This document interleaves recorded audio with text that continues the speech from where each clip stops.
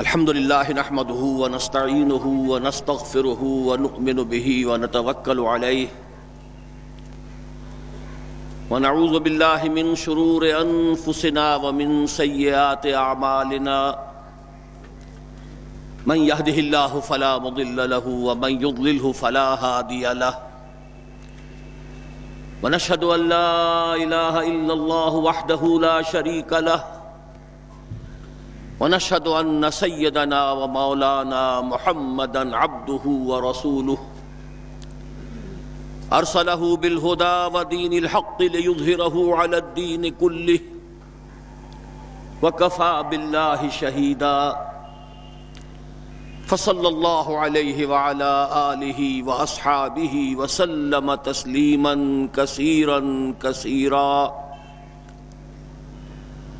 اما بعد فقد قال الله تبارك وتعالى كما ورد في سورة الصف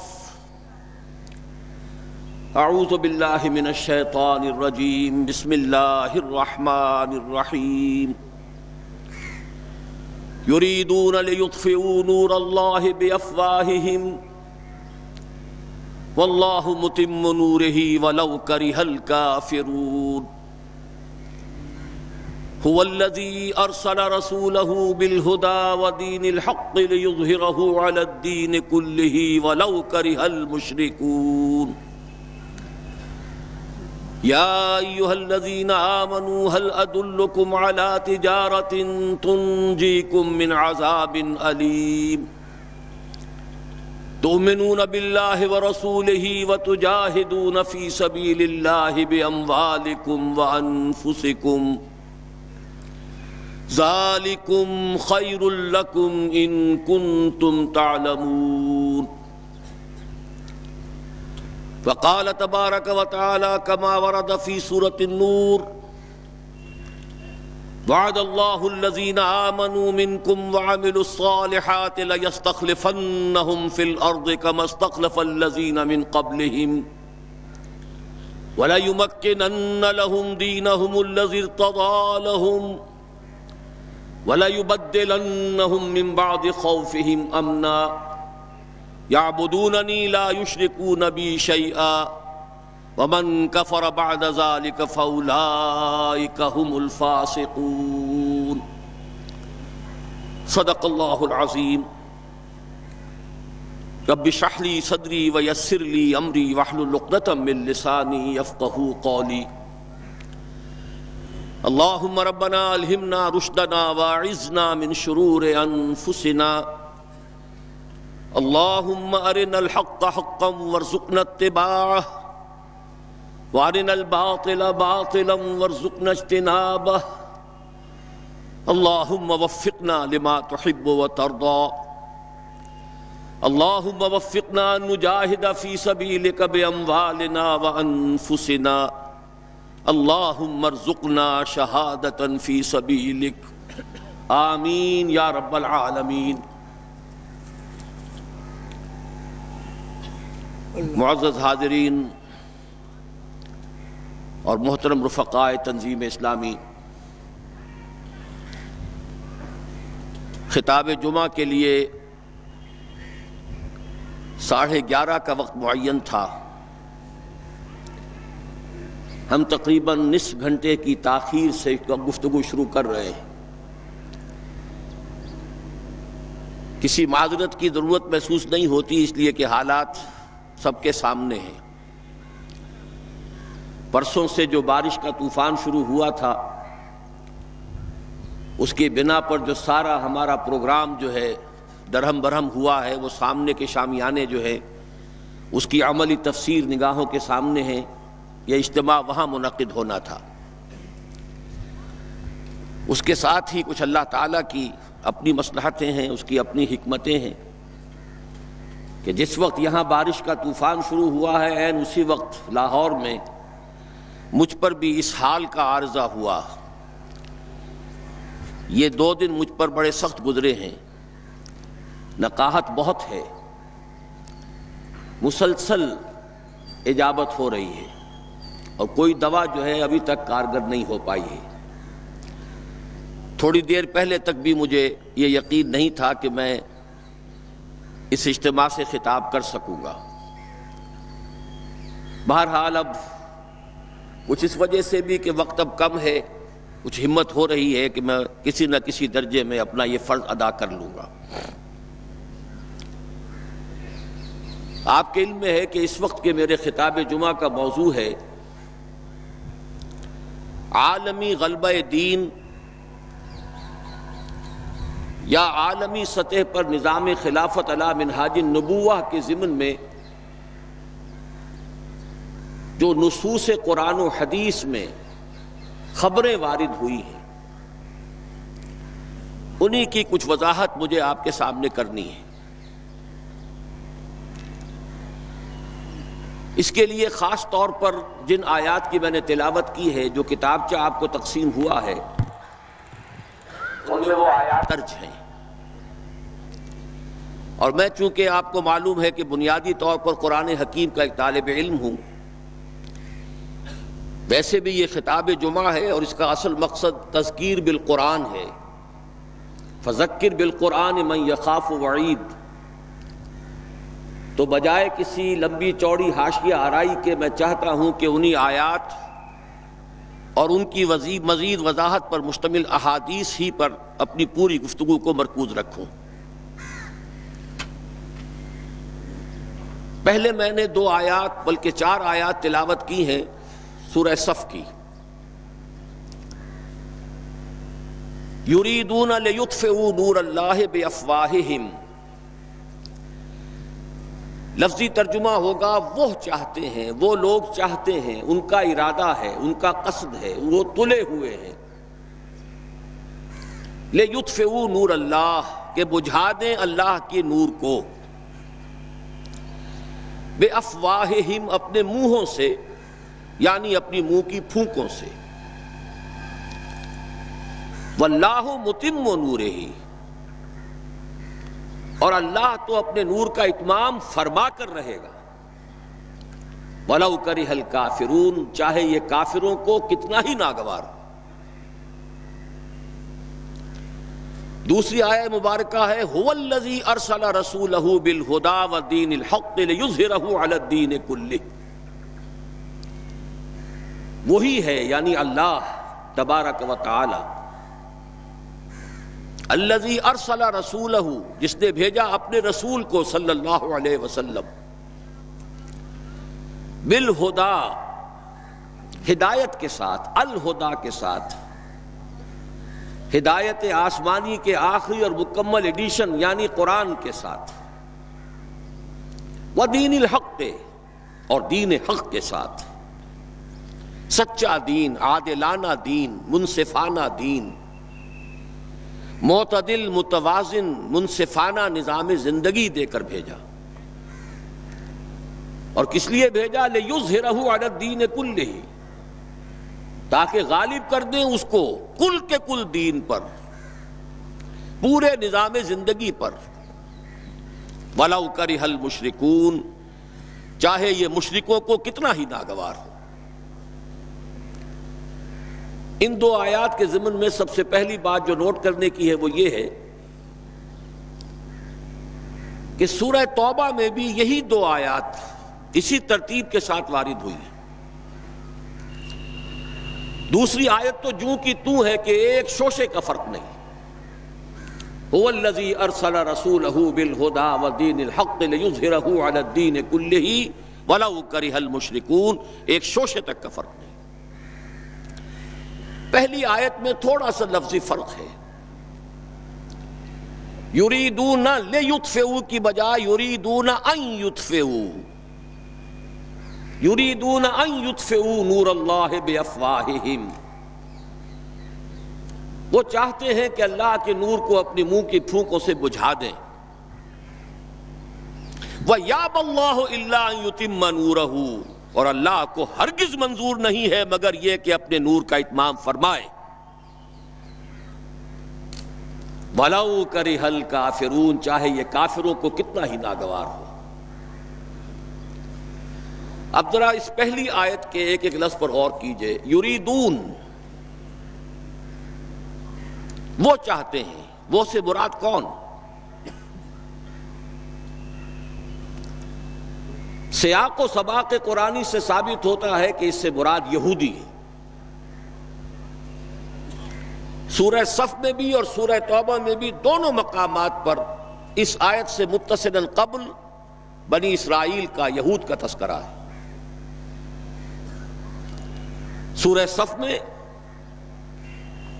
وَإِذْ قَالَ مُوسَىٰ لِقَوْمِهِ يَا قَوْمِ لِمَ تُؤْذُونَنِي وَقَدْ تَعْلَمُونَ أَنِّي رَسُولُ اللَّهِ إِلَيْكُمْ فَلَمَّا زَاغُوا أَزَاغَ اللَّهُ قُلُوبَهُمْ وَاللَّهُ لَا يَهْدِي الْقَوْمَ الْفَاسِقِينَ وَإِذْ قَالَ عِيسَى ابْنُ مَرْيَمَ يَا بَنِي إِسْرَائِيلَ إِنِّي رَسُولُ اللَّهِ إِلَيْكُمْ مُصَدِّقًا لِمَا بَيْنَ يَدَيَّ مِنَ التَّوْرَاةِ وَمُبَشِّرًا بِرَسُولٍ يَأْتِي مِن بَعْدِي اسْمُهُ أَحْمَدُ فَلَمَّا جَاءَهُم بِالْبَيِّنَاتِ قَالُوا هَذَا سِحْرٌ مُبِينٌ۔ یہ سارا تذکرہ یہود کا ہے۔ معلوم ہوا کہ یہاں مراد ہیں بالخصوص یہود۔ یہودی چاہتے ہیں کہ اللہ کے نور کو اپنے منہ کی پھونکوں سے بجھا دیں۔ تاریخی اعتبار سے سب سے پہلے چلیے اس ماحول میں جب یہ آیات نازل ہوئی ہیں، اس وقت اگرچہ اسلام کی مخالفت میں دو گروہ تھے جو سرگرم تھے، ایک مشرکین عرب جن کے سر خیل تھے مشرکین مکہ، اور دوسرے یہودی۔ چنانچہ یہی بات ہے جو سورہ مائدہ میں فرمائی گئی، لَتَجِدَنَّ أَشَدَّ النَّاسِ عَدَاوَةً لِلَّذِينَ آمَنُوا الْيَهُودَ وَالَّذِينَ أَشْرَكُوا۔ تم پاؤ گے کہ اہل ایمان سے دشمنی میں شدید ترین تمام انسانوں میں یہودی ہیں اور مشرک ہیں۔ مکے کے مشرک یا جزیرہ نما عرب کے مشرک اس وقت جن کے سر خیل تھے، جن کے لیے قرآن مجید میں سورہ توبہ میں ائمہ کا لفظ آیا ہے، فَقَاتِلُوا أَئِمَّةَ الْكُفْرِ۔ ایک طرف وہ تھے جو شدید مخالف اور دوسری طرف یہودی، لیکن ان دونوں کی مخالفت کے انداز میں فرق تھا۔ یہ نوٹ کرنا چاہتا ہوں میں آج، اچھی طرح سمجھ لیجئے۔ پہلا فرق یہ تھا کہ مشرکین عرب سامنے سے وار کرتے تھے جمع مردی کے ساتھ، ان کے مقابلے میں ان کی مخالفت میں کمینگی نہیں تھی۔ وہ اپنے باطل معبودوں کے لیے بھی گردن کٹا رہے تھے۔ ابو جہل نے کہا تھا ذرا نیچے سے گردن کاٹنا تاکہ اونچی نظر آئے کہ سردار کی گردن ہے، جب تم کسی چیز پر اس کو اوپر لٹکاؤ گے۔ 70 جانیں انہوں نے پیش کی ہیں بدر میں اپنے دین باطل کے لیے اور اپنے معبودان باطل کے لیے۔ اس کے برعکس یہودیوں کی مخالفت تھی کمینگی والی مخالفت، ان میں مقابلے کی ہمت نہیں تھی، جرأت نہیں تھی۔ لا یقاتلونکم جمیعا، سورہ حشر میں فرمایا یہ یہودی کبھی تم سے مسلمانوں جمع ہو کر جمعیت کی شکل میں ڈٹ کر میدان میں آ کر مقابلہ نہیں کر سکیں گے، الا فی قری محصنۃ او من وراء جدر، بڑے مضبوط قلعہ بندیوں میں اپنے آپ کو محفوظ کر کے اور فصیلوں کے پیچھے سے، دیواروں کے پیچھے سے، عورتوں کی طریقے سے پتھراؤ کریں گے، اس کے سوا کچھ نہیں کر سکتے۔ تو پہلا فرق یہ تھا کہ مشرکین مکہ اور مشرکین عرب بالعموم مخالفت کر رہے تھے، لیکن ان کی مخالفت جمع مردوں والی مخالفت تھی، سامنے کے دشمن کی حیثیت سے کھلم کھلا علی الاعلان، جبکہ یہودیوں کی مخالفت میں کمینگی تھی، سازشی انداز تھا، خود لڑنے کی بجائے دوسروں کو ابھار ابھار کر لاتے تھے۔ اور دوسرا بڑا فرق کیا تھا؟ اس پہلے فرق کو تو نمایاں کیا اسی لفظ سے کہ گویا کہ اپنے منہ کی پھونکوں سے بجھانا چاہتے ہیں۔ ابو جہل بھی بجھانا چاہتا ہے اللہ کے نور کو، لیکن اپنے زور بازو کی بنیاد پر۔ اور یہ لوگ کردار کے اعتبار سے اتنے گر چکے ہیں کہ زور بازو کی بنیاد پر نہیں، منہ کی پھونکوں سے بجھانا چاہتے ہیں۔ بہترین تعبیر کی ہے اس کی مولانا ظفر علی خان نے کہ نور خدا ہے کفر کی حرکت پہ خندہ زن، پھونکوں سے یہ چراغ بجھایا نہ جائے گا۔ دوسرا فرق یہ تھا کہ اگرچہ مشرکین میں بھی ایسے لوگ تھے جو پہچان چکے تھے کہ محمد اللہ کے رسول ہیں، سچے ہیں، صادق ہیں، لیکن وہ استثنائی معاملات تھے، وہ غافل تھے۔ قرآن مجید میں بار بار ان کے کفر کے لیے ایک توجیہ پیش کی گئی ہے کہ ان کے پاس کوئی رسول آیا ہی نہیں۔ ان کے لیے رسالت اور نبوت بڑی ایک عجیب سی شے تھی، وہ چیزیں ان کے ذہن سے بالکل خارج ہو چکی تھی۔ لیکن یہود کا معاملہ اس کے برعکس تھا، وہ 100% پہچانتے تھے محمد رسول اللہ کو صلی اللہ علیہ وسلم، بالخصوص ان کے علماء، یعرفونہ کما یعرفون ابناہم، پہچانتے ہیں اسے جیسے کہ اپنے بیٹوں کو پہچانتے ہیں، علی وجہ البصیرت، وہ کسی مغالطے میں نہیں تھے، پوری ڈٹائی کے ساتھ پہچانتے ہوئے۔ آپ کو تو معلوم ہے کہ حضور صلی اللہ علیہ وسلم کی جو نشانیاں ہیں ان کا تو معاملہ بہت آگے کی بات ہے۔ حضور کے ادنا رفقا کا معاملہ کیا تھا کہ حضرت عمر رضی اللہ تعالیٰ عنہ کے بارے میں پوری ان کی صفات ان کے ہاں موجود تھیں، اور عیسائی علماء نے ان کے ساتھ ٹیلی کر کے ہی حضرت عمر کو سامنے کھڑے ہو کے دیکھ کر اور پھر جو ہے یروشلم کا قبضہ دیا تھا کہ ہاں یہ وہی درویش بادشاہ ہے جس کا ذکر موجود ہے ہماری کتابوں میں کہ یروشلم اس کے ہاتھوں فتح ہوگا۔ تو یہ دو فرق ذہن میں رکھیے، یریدون لیطفئوا نور اللہ بافواہہم واللہ متم نورہ۔ دوسری بات جو سوچنے کی ہے اس آیت میں کہ نور اللہ سے مراد کیا ہے؟ اللہ کا نور ایک اعتبار سے ذہن منتقل ہوتا ہے قرآن حکیم کی طرف۔ نور اصل میں قرآن مجید میں ہدایت کے لیے بھی آتا ہے، تورات کے لیے آیا فیہا ہدی و نور، انجیل کے لیے آیا فیہ ہدی و نور، روشنی ہی سے انسان راستہ دیکھ سکتا ہے۔ الہدا قرآن حکیم، ہدایت کاملہ، اس کے لیے خاص طور پر لفظ آیا ہے۔ سورہ تغابن میں فرمایا فآمنوا باللہ ورسولہ والنور الذی انزلنا واللہ بما تعملون خبیر۔ ایک مفہوم تو یہ ممکن ہے قرآن مجید کے اس اصول کے تحت کہ القرآن یفسر بعضہ بعضا، ویسے یہ کہ اس کا عام مفہوم اسلام، ہدایت، جس معنی میں چاہے لے لے، لیکن میرا ذہن زیادہ جس چیز کو قبول کر رہا ہے وہ ایک ایسے شخص کی تعبیر ہے جو اگرچہ کوئی معروف عالم دین نہیں تھا، میں نہ عارف نہ مجدد نہ محدث نہ فقیہ، اقبال اپنے بارے میں صاف کہہ رہا ہے، میں نہ عارف نہ مجدد نہ محدث نہ فقیہ۔ لیکن واقعہ یہ ہے اور آپ کے علم میں ہوگا، میرا موقف یہ ہے، اس دور میں قرآن مجید کا نور بصیرت اللہ تعالیٰ نے بڑے وافر پیمانے پر انہیں عطا کیا تھا۔ انہوں نے تعبیر کیا ہے اس نور کو نور توحید سے، چنانچہ یہ اتمام کا لفظ اس کے ساتھ واللہ متم نورہ، جواب شکوہ کے شعر میں کہ وقت فرصت ہے کہاں، کام ابھی باقی ہے، نور توحید کا اتمام ابھی باقی ہے۔ واللہ متم نورہ ویابی اللہ الا ان یتم نورہ، یہ بھی نوٹ کر لیجئے، عربی زبان میں شدید تاکید کرنی ہو تو اس میں فاعل کی شکل میں لایا جاتا ہے، واللہ یتم نورہ بھی ہو سکتا تھا، نہیں، واللہ متم نورہ، کر کے رہے گا۔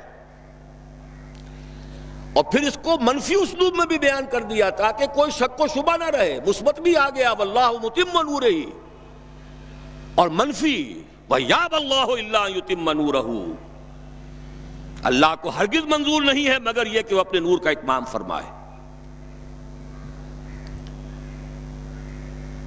وقت فرصت ہے کہاں، کام ابھی باقی ہے، نور توحید کا اتمام ابھی باقی ہے۔ میں چونکہ یہاں اسی تعبیر کو اختیار کر رہا ہوں، اس کے اعتبار سے ایک سوال پیدا ہوتا ہے کیا نور توحید کسی بھی اعتبار سے نامکمل تھا، ناقص تھا، جس کے اتمام اور تکمیل کی ضرورت تھی؟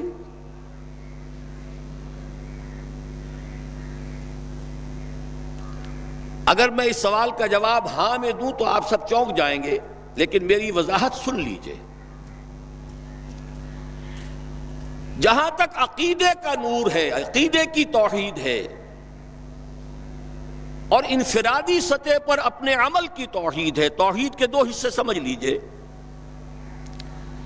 ایک توحید ہے عقیدے کی توحید، اللہ کو ایک ماننا، ایک جاننا، اس کی صفات میں، اس کی ذات میں کسی کو اس کا ساجی، ہمسر، برابر، ہم پلہ، کفو، ند، ضد نہ سمجھنا۔ ایک عمل کی توحید ہے کہ ایک ہی اللہ کے مطیع فرمان ہو جانا، ہمہ تن، ہمہ وقت، ہمہ وجوہ، مخلصین لہ الدین، یہ عملی توحید ہے۔ تو عقیدے کی توحید اور انفرادی سطح پر عمل کی توحید ہر دور میں مکمل رہی۔ حضرت آدم کی بھی مکمل تھی، حضرت نوح کی بھی مکمل تھی، تمام انبیاء کرام کی مکمل تھی، نہ ان کی عقیدے کی توحید میں کوئی کسر ہو سکتی تھی، نہ انفرادی سطح پر عمل کی توحید۔ لیکن ایک توحید ہے اجتماعی سطح پر عمل کی توحید، پورے نظام زندگی کا اللہ کے حکم کے تابع ہو جانا۔ یہ ابھی مکمل ہونا تھا، اس کی تکمیل ہونی تھی۔ افراد موحد تھے اپنی زندگیوں میں بھی، اپنے عقیدے میں بھی۔ نظام جیسا آج آپ غور کیجئے، بڑے بڑے فن خواہ موحد موجود ہیں ہمارے ہاں، فن خواہ سمجھتے ہیں اپنے آپ کو کہ معلوم ہوتا ہے شرک ہمارے قریب بھی نہیں آ سکتا۔ اجتماعی سطح پر ہم سب مشرک ہیں، پوری قوم مشرک ہے، مشرکانہ نظام ہے۔ جب تک وہ یکون الدین کلہ للہ نہیں ہوتا، یہ نظام مشرکانہ ہے، قانون اللہ کا نہیں ہے۔ آپ کی عدالتوں میں اللہ کے حکم کی کوئی حیثیت نہیں ہے، آپ کی منڈیوں میں اور بازاروں میں اللہ کا حکم نہیں چلتا ہے۔ معلوم یہ ہوا کہ ایک ہے اجتماعی توحید۔ کچھ مواقع ضرور آئے ہیں تاریخ انسانی میں جبکہ اجتماعی توحید بھی ہوئی، حکومت قائم ہوئی حضرت داؤد کی اور حضرت سلیمان کی، وہ اجتماعی توحید کی تھی۔ لیکن ایک بات نوٹ کر لیجئے گا، یہ میرا اصل میں کل کی تقریر کا موضوع ہے۔ یہ کام تاریخ انسانی میں صرف ایک مرتبہ ہوا ہے کہ ایک فرد واحد اپنی دعوت کا آغاز کرے اور تمام مراحل سے گزار کر اپنی اس دعوت اور تحریک کو اور توحید کامل تک معاشرے کو پہنچا دے۔ یہ اس سے پہلے کبھی نہیں ہوا۔ حضرت داؤد کو تو راہ چلتے حکومت مل گئی تھی، جنگ تو ہو رہی تھی حضرت طالوت اور جالوت کی، وہ تو ایک گڈریا اپنا گوپیا لے کر آ گیا ہے وقت پر اتفاقاً، اور اس گوپیے کی جو پتھر تھا وہ جالوت کے آنکھوں کے اس کی زرہ میں جو سوراخ تھا اس میں سے ہو کر اس کے بھیجے میں گزر گیا، مارا گیا، حکومت مل گئی۔ کیا حضرت داؤد ایک داعی کی حیثیت سے سامنے آئے تھے؟ کیا انہوں نے اپنی کوئی جماعت بنائی تھی؟ کیا ان مراحل سے گزرے تھے؟ قطعاً نہیں۔ صرف ایک مرتبہ ہوا ہے تاریخ انسانی میں، اور وہ محمد الرسول اللہ صلی اللہ علیہ وسلم۔ فرد واحد سے بات شروع کر کے یہ جو آتا ہے خطبات جمعہ میں آپ سنتے وحد اللہ، توحید باب تفعیل سے، اور اپنی توحید کو خالص کرو اور خالص کرو اور خالص کرو اور خالص کرو، شرک سے اسے ہر اعتبار سے پاک کر دو۔ یہ تو پوری زندگی کا لائف لانگ ایفرٹ ہے۔ آخری امتحان توحید کا جو لیا ہے ابراہیم کے رب نے، دیکھیں اس بوڑھے کے دل میں کہیں اپنے بیٹے کی، اکلوتے بیٹے کی محبت تو ہم سے زیادہ نہیں ہو گئی؟ کیسے کیسے امتحانات سے گزر چکا وہ بوڑھا، کیسے کیسے امتحانات، لیکن آخری امتحان دعائیں مانگ مانگ کر بیٹا لیا تھا۔ فلما بلغ معه السعی، اور جب اب ذرا ہاتھ بٹانے کے قابل ہوا، کہیں اس کی محبت ہماری محبت سے زائد تو نہیں ہو گئی؟ انی ارا فی المنام انی اذبحک فانظر ماذا تری۔ اسی لیے جو آتا ہے قرآن مجید میں بار بار حضرت ابراہیم کے لیے آخری سند کے الفاظ آتے ہیں، وما کان من المشرکین، شرک کے ہر شائبے سے پاک۔ تو یہ توحید عملی اجتماعی سطح پر ہونی باقی تھی۔ اس کا تعلق ہے اگلی آیت سے، یہ کب ہوگی؟ هو الذی ارسل رسولہ بالہدی ودین الحق لیظہرہ علی الدین کلہ ولو کرہ المشرکون۔ اللہ نے اپنے ان آخری رسول کو محمد صلی اللہ علیہ وسلم کو تو بھیجا ہی ہے الہدا، وہ دین حق اور الہدا اور دین حق دے کر، تاکہ غالب کریں۔ جب تک دین غالب نہیں توحید ناقص ہے۔ عقیدے کی توحید ہو سکتا ہے کہ ہو، انفرادی سطح پر بھی ہو سکتا ہے، ایک آدمی جہاں جہاں بھی اللہ کا حکم مان سکتا ہو مان رہا ہو، لیکن آخر وہ کسی قوم کا فرد ہے، کسی ریاست کا شہری ہے، کسی خاندان کا فرد ہے، چہار طرف سے جکڑا ہوا ہے رشتوں میں اور تعلقات میں۔ اس کی زندگی کے کتنے گوشے ہیں کہ جن کو ابھی وہ مشرکانہ نظام اپنی گرفت میں لیے ہوئے ہیں۔ یہ در حقیقت اسی وقت ہوگا جبکہ اللہ کا دین غالب ہو جائے۔ هو الذی ارسل رسولہ بالہدی ودین الحق لیظہرہ علی الدین کلہ ولو کرہ المشرکون۔ مشرک تو کبھی پسند نہیں کریں گے۔ یہاں ذرا شرک کو سمجھ لیجئے، یہ شرک صرف عقیدے کا نہیں۔ آج کا سب سے بڑا شرک کیا ہے؟ اللہ کا اللہ کو دو، ریاست کا ریاست کو دو۔ یہ سیکولر نظام ہے، یہاں پر جو ہے حاکمیت عوام چلے گی، جاؤ مسجدوں میں اللہ کا حکم نافذ کر لو۔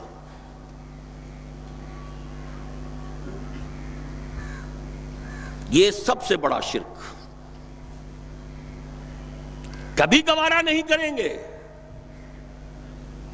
وہ توحید ہو جائے، اللہ ہی کا حکم چلے، سب پر یکساں جاری ہو جائے، سب یکساں اللہ کے حکم کے تابع ہو جائیں۔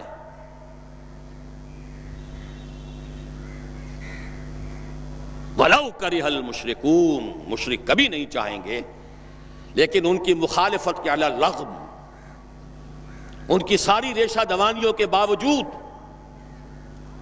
ان کی تمام سازشوں کے باوجود اللہ کا دین غالب ہو کر رہے۔ اب ذرا تاریخی اعتبار سے جائزہ لیجئے، ابھی ہم تھے اس ماحول میں جبکہ ابھی یہ آیات نازل ہو رہی تھی۔ پہلی بات تو یہ سمجھ میں آ گئی کہ محمد الرسول اللہ صلی اللہ علیہ وسلم کا مقصد بعثت ہے غلبہ دین۔ یہ نوٹ کرنے کی بات ہے، کسی اور رسول کے لیے اللہ نے قرآن مجید میں یہ الفاظ استعمال نہیں کیے۔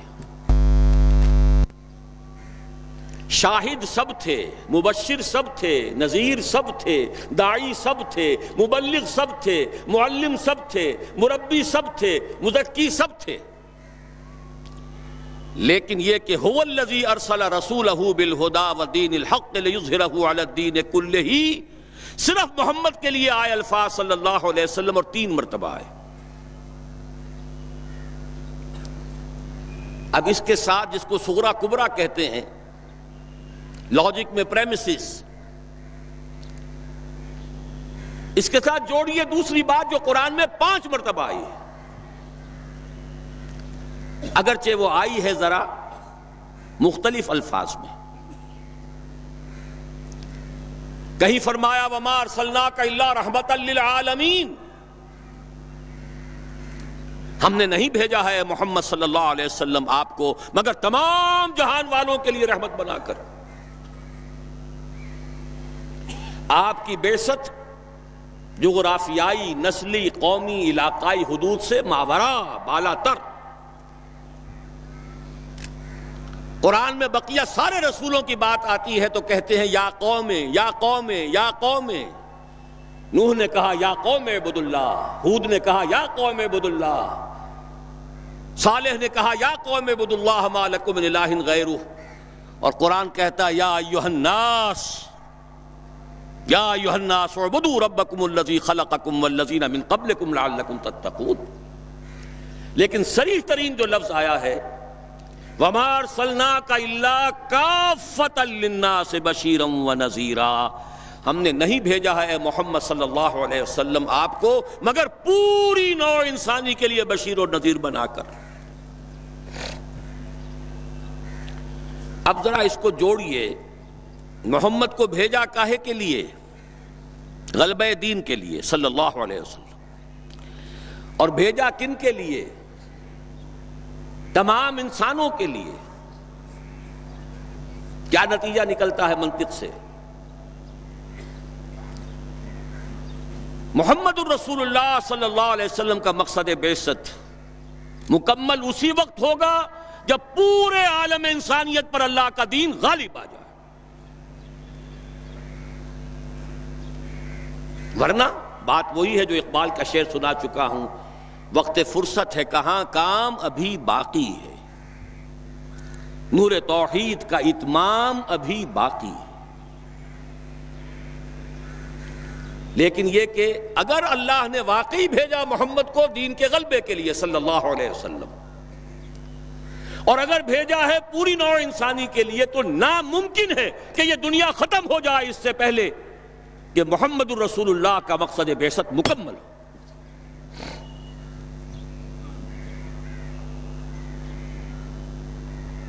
یہی بات ہے کہ جس کی خبر پیشن گوئی کے طور پر قرآن میں تو نصوص ہیں، لیکن ان سے نتیجہ نکالنا پڑے گا، منطق۔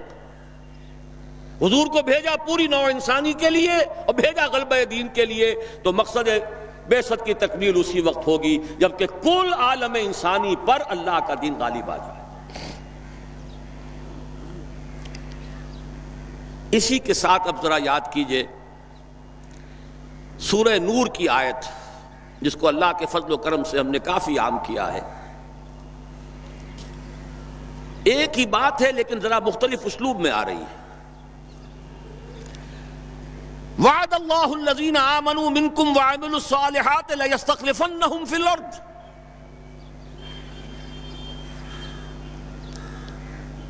وعد اللہ الذین آمنوا منکم، یہاں منکم پر ذرا زور دیجئے، کن سے خطاب ہو رہا ہے؟ مسلمانوں سے۔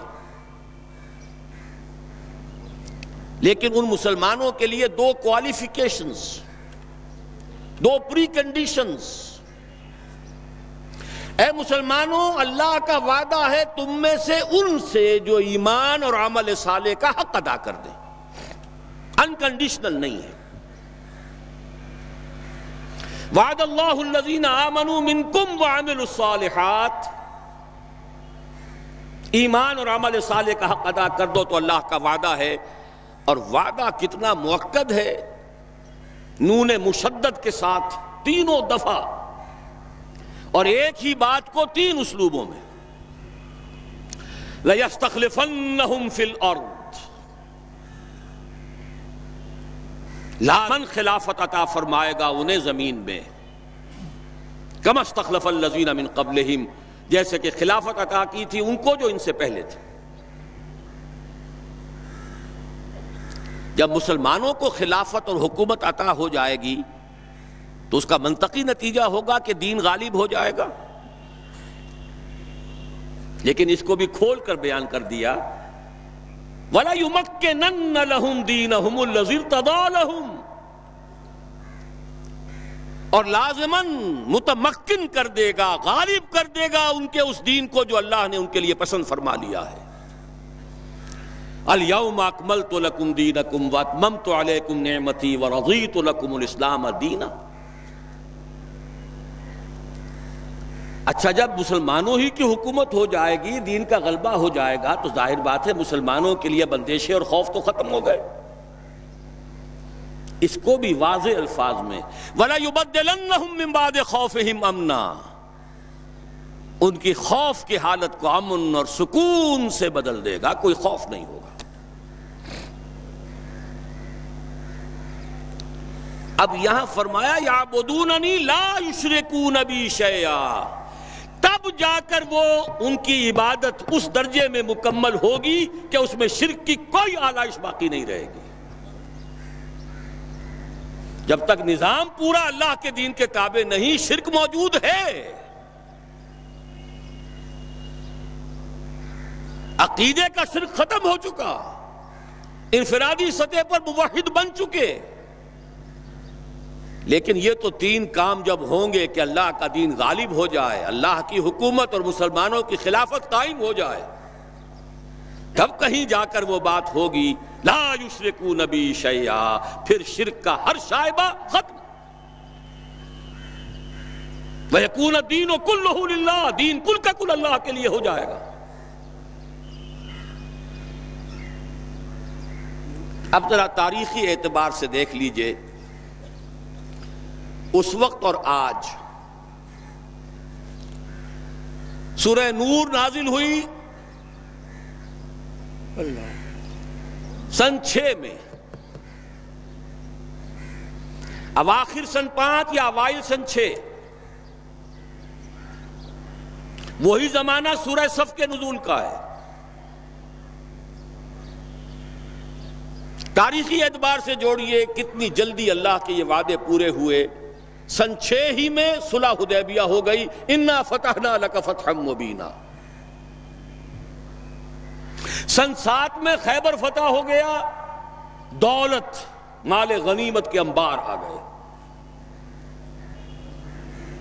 8 میں مکہ فتح ہو گیا۔ 9 میں یوں سمجھیے کہ پورے جزیرہ نما عرب سے اعلان کر دیا گیا تھا کہ اب شرک کا خاتمہ ہوگا۔ فَإِذَا انْسَلَخَ الْأَشْهُرُ الْحُرُمُ فَاقْتُلُوا الْمُشْرِكِينَ مِنْ حَيْثُ وَجَدتُّمُوهُمْ، موپنگ اپ آپریشن ہو گیا۔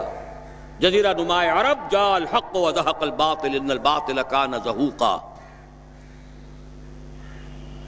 اور اس کے بعد 25 برس کے اندر اندر وہ نظام خلافت لَيَسْتَخْلِفَنَّهُمْ فِي الْأَرْضِ، کہاں سے کہاں تک، دریائے اوکسس، ادھر اٹلانٹک، ادھر یمن، ادھر کوکیشیا،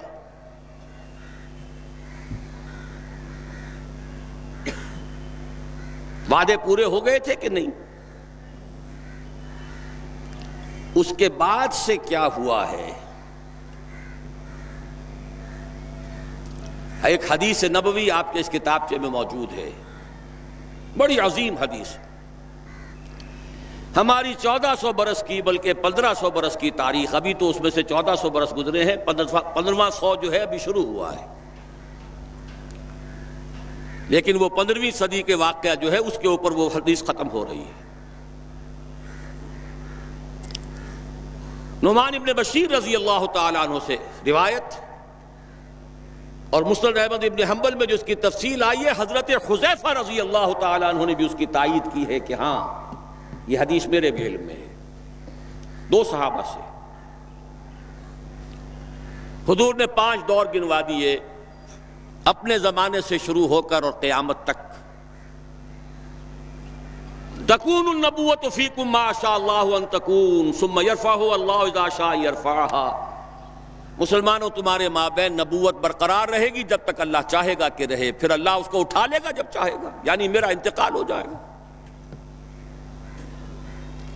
ثم تکون خلافتا علی منہاج النبوہ، پھر خلافت کا ایک دور ہوگا، لیکن یہاں یہ الفاظ نوٹ کیجئے، عین نبوت کے نقش قدم پر، سرے منہ فرق نہیں ہوگا، وہی نظام جو محمد عربی صلی اللہ علیہ وسلم والذین معہ رضی اللہ تعالیٰ عنہ مجمعین نے قائم کیا تھا، جوں کا تو قائم رہا۔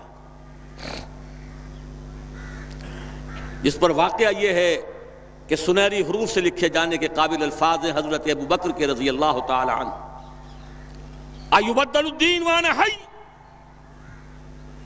کوئی ترمیم نہیں ہونے دوں گا اپنی زندگی میں اس دین کے اندر۔ کیا دین میں تبدیلی کی جائے گی جبکہ ابھی میں زندہ ہوں؟ یہ خلافت علی منہاج النبوہ کا دور، لیکن فرمایا یہ بھی ہمیشہ نہیں رہے گا۔ ثم یرفع اللہ اذا شاء یرفع، پھر اللہ اٹھا لے گا اس کو بھی جب چاہے گا اٹھانا۔ ثم تکون ملکا عاضا فیکون ما شاء اللہ ان یکون ثم یرفع اللہ اذا شاء یرفع۔ پھر تیسرا دور ہوگا کٹ کھنی بادشاہت، کاٹنے والی، ظالم۔ یہ اسی ظالم بادشاہت کا زمانہ ہے جبکہ حضرت حسین رضی اللہ تعالی عنہ شہید کیے جا رہے ہیں، جبکہ عبداللہ ابن زبیر رضی اللہ تعالی عنہما شہید کیے جا رہے ہیں، جبکہ واقعہ ہررا ہو رہا ہے مدینۃ النبی۔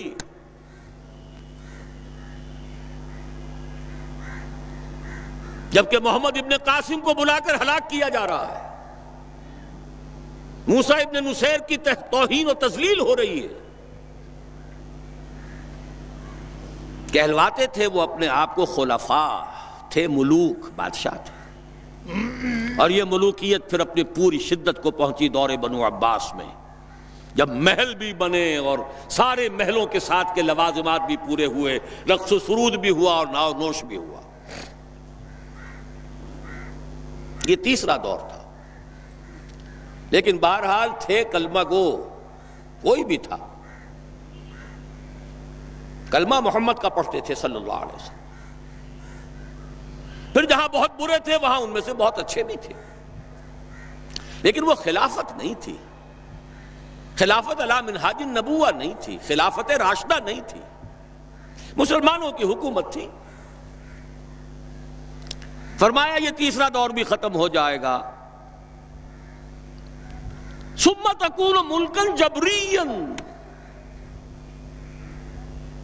فتکون ما شاء اللہ ان تکون ثم یرفع اللہ اذا شاء یرفع۔ پھر چوتھا دور آئے گا اور پھر مجبوری والی ملوکیت آئے گی۔ صحابہ کرام نے اس وقت کیا سمجھا ہوگا ہم کچھ نہیں سمجھ سکتے۔ یہ دو ملکن جو ہیں، ملوکیت کے یہ دو دور کیسے ہوں گے؟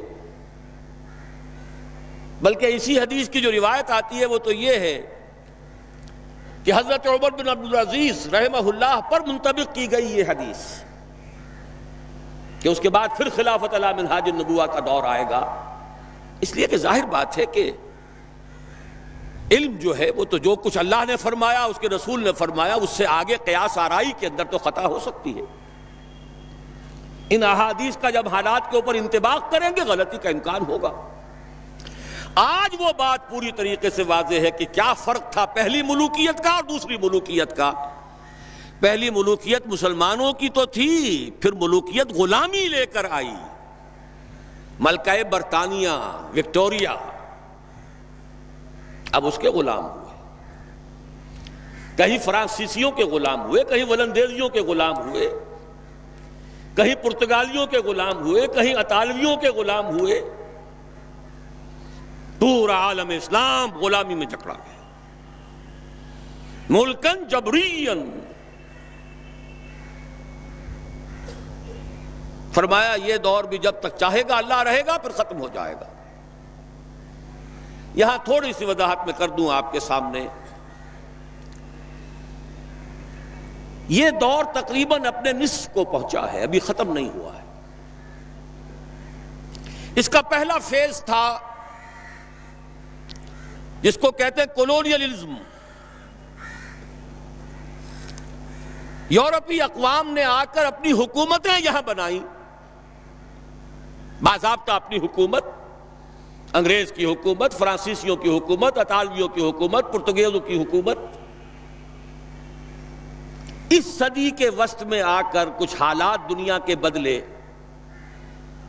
لوگوں کے اندر احساس پیدا ہوا کہ ہم بھی انسان ہیں۔ جب ذرا آدم ہوا ہے خود شناس و خود نگر، انہوں نے اپنی وہ بساط لپیٹ لی اور ایک نئے رنگ میں اب وہ چوتھا دور سامنے آ رہا ہے دنیا کے، اور یہ ہے مالیاتی استعمار۔ پورے گلوب کو، پوری دنیا کو، تمام اقوام عالم کو چھوٹے چھوٹے حصوں میں تقسیم کر کے اپنے سودی قرضوں کے ہتھ کنڈوں کے اندر جکڑ لو. کام یہ کریں، محنت یہ کریں، مشقت یہ کریں، خام مال ان کا ہو، مزدور ان کے ہو، ٹیکنیکل نو ہاؤ ہماری ہو، ایڈمنسٹریشن مینجمنٹ ہماری ہو، ملائی ہم کھاتے جائیں گے اور کچھ چھاچھ ان کو بھی دیتے جائیں گے. اس صدی کے نصف میں جبکہ یہ کولونیلزم اپنی بساط لپیٹ رہا تھا، یاد کر لیجئے 1950 میں ورلڈ بینک قائم ہوا ہے. یہ آج کی شان نہیں ہے. استعمار نے اپنا ایک رنگ بدلا. براہ راست حکومت کرنے میں تو ریزنٹمنٹ بھی ہوتی ہے، لوگ ناراض بھی ہوتے ہیں، کبھی بغاوتیں کرتے ہیں، کچھ ہمارے ماریں گے، ہم زیادہ ان کے ماریں گے. بھائی ہمیں آم کھانے ہیں کہ پیڑ گننے ہیں؟ یہ نیا استعمار، نیو ورلڈ آرڈر، حقیقت میں جیو ورلڈ آرڈر. آج تاریخ پھر وہاں پہنچ گئی ہے. یریدون لیطفئوا نور اللہ بافواہہم، وہی یہود. لیکن فرق کیا ہے؟ اس وقت یہودی آئسولیٹڈ تھے، عیسائی بھی ان کے دشمن تھے. وہ سمجھتے تھے ہمارے تو خدا کو انہوں نے سولی پر چڑھایا. شدید ترین پرسیکیوشن یہودیوں کی عیسائیوں کے ہاتھوں ہو رہی تھی. آج یہودی اقوام مغرب پر بالخصوص وائٹ اینگلو سیکسن پروٹیسٹنٹس پر بالخصوص پورا تسلط جما چکا ہے. اور یہ وہ شے ہے جو پھر میں اسی علامہ اقبال کی بات کر رہا ہوں جو اس صدی کے آغاز میں 1905 میں گیا تھا اللہ کا بندہ، 1908 تک رہا یورپ میں، اور بھی کتنے گئے ہوں گے، وہ کیا دیکھ سکے کیا نہ دیکھ سکے. لیکن ایک بصیرت اللہ نے جو دی تھی کہ گاہ میری نگاہ تیز چیر گئی دل وجود، گاہ الجھ کے رہ گئی میرے توہمات میں. وہ دل وجود کو جو چیر کر دیکھا ہے تو اسی وقت حقیقت دیکھ لی تھی کہ فرنگ کی رگے جاں پنجے یہود میں ہے. خود یورپینز کو اس کا احساس کہیں بعد میں جا کر ہوا ہے، دوسری جنگ عالمگیر کے دوران ہوا ہے، جب جرمنوں کے ہاتھوں ان کے 60 لاکھ آدمی یا کم سے کم 40 لاکھ آدمی قتل ہوئے ہیں. وہ بعد میں احساس ہوا. اقبال تو دیکھ آیا تھا فرنگ کی رگے جاں پنجے یہود میں. تو آج جان لیجئے کہ نیو ورلڈ آرڈر جو حقیقت میں جیو ورلڈ آرڈر ہے، ایک نیا عالمی مالیاتی استعمار جو دیکھنے کے لیے تو امریکہ کی سربراہی میں ہے، حقیقتاً اس کی باغ یہودیوں کے ہاتھ میں. اور پھر وہی وقت آ گیا ہے یریدون لیطفئوا نور اللہ بافواہہم. ان کی تمام پالیسیز کا نقطہ ماسکہ یہ ہے اسلام کو ختم کرو. اور کیوں؟ انہیں معلوم ہے اگر کوئی خطر مجھ کو تو اس امت سے ہے. اس کی خاک استر میں ہے اب تک شرار آرزو، خال خال اس قوم میں اب تک نظر آتے ہیں وہ کرتے ہیں اشک سحرگاہی سے جو ظالم وضو. خطرہ ہے تو یہاں سے. فوکویاما نے کتاب لکھی اینڈ آف ہسٹری. جیسے کوئی بہت بڑی جنگ جیت لے اور پھر فتح کے شادیانے بجا رہا ہو، بغلیں بجاتے ہوئے اس نے لکھا کہ سوویت یونین ختم ہو گیا، ثابت ہو گیا کہ ہمارا ہی نظام بہترین ہے. یہ غیر فطری نظام تھا، یہ غلط نظام تھا، اور کوئی نظام مقابلے میں ہے ہی نہیں، ایک ہی تھا. معلوم ہوا کہ ہمارا ویسٹرن سیکولر کیپٹلسٹک سسٹم ہی دنیا کا بہترین نظام ہے. یہ آخری بلندی ہے جہاں تک نوع انسانی چڑھ سکتی تھی، ترقی کر سکتی تھی. سوشل ایوولوشن کا آخری مقام ہے اینڈ آف ہسٹری. جیسے کوئی شخص ماؤنٹ ایوریسٹ کو سر کر لے تو سمجھے کہ اب میں بلندی کی انتہا پر پہنچ گیا. اس زمین پر تو اس سے آگے بلندی نہیں ہے. ہنٹنگٹن نے اس کے جواب میں ایک مقالہ لکھا، دونوں امریکہ کے ہیں. نہیں نہیں نہیں، میں اپنے دوست فوکویاما سے اختلاف کرتا ہوں. ابھی تہذیبوں کا تصادم ہوگا. اس نے بتایا کہ ٹوائنبی نے کل 20 تہذیبیں گنی ہیں تاریخ انسانی کی، ان میں سے 12 ختم ہو چکی ہیں، کہیں موجود نہیں ہیں، 8 ابھی موجود ہیں. ایک ہماری مغربی تہذیب ہے، 7 اور ہیں. لیکن ان 7 میں سے 5 ایسی ہیں کہ جن کو آسانی سے ہم ایسیمیلیٹ کر سکتے ہیں، اپنے اندر ضم اور گم کر سکتے ہیں، وہ ہمارے لیے کوئی خطرہ نہیں ہے. لیکن 2 تہذیبیں ایسی ہیں کہ جو ہمارے لیے ایک چیلنج ہیں.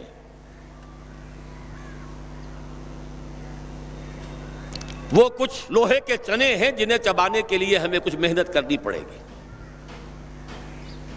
ایک ہے مسلم سویلائزیشن اور ایک ہے کنفیوشین سویلائزیشن آف چائنا. اس کے بعد مشورہ دیتا ہے اپنی حکومت کو، امریکن حکومت کو، کہ 2 کام کرو. ایک تو چین کو مسلمان ملکوں سے دور کرو. ایشیا پیسیفک یہ کانسیپٹ ڈیولپ کیا گیا ہے اس مقالے کے بعد. چائنا کو ایسٹ ورڈ لوکنگ کر دو، مشرق کی طرف رخ کر دو، مغرب کی طرف نہیں. مغرب کی طرف دیکھے ہی نہ. مغرب میں تو پاکستان ہے، مغرب میں اس کے کشمیر بھی ہے، مغرب میں اس کے افغانستان بھی ہے، روسی ترکستان کی آزاد شدہ تمام ریاستیں بھی ہیں. مغرب تو اسلام ہی اسلام ہے. اس کو ایسٹ ورڈ لوکنگ کرو. پیسیفک، اور پیسیفک کے ادھر امریکہ ہے. چنانچہ موسٹ فیورڈ نیشن اپنی مالیات میں، اپنی تجارتی پالیسیوں میں ابھی تک، اس کے باوجود کہ چائنا نے بار بار سخت توہین کی ہے، تذلیل کی ہے. لیکن بنیا مینٹیلٹی جو ہے وہ توہین و تذلیل برداشت کر سکتی ہے اپنے مفادات کی خاطر. انڈونیشیا میں کانفرنس کی گئی، ایشیا پیسیفک کانفرنس، کلنٹن صاحب تشریف لائے. دوسرا مشورہ یہ دیا کہ مسلمانوں کے باہمی اختلافات کو ہوا دو.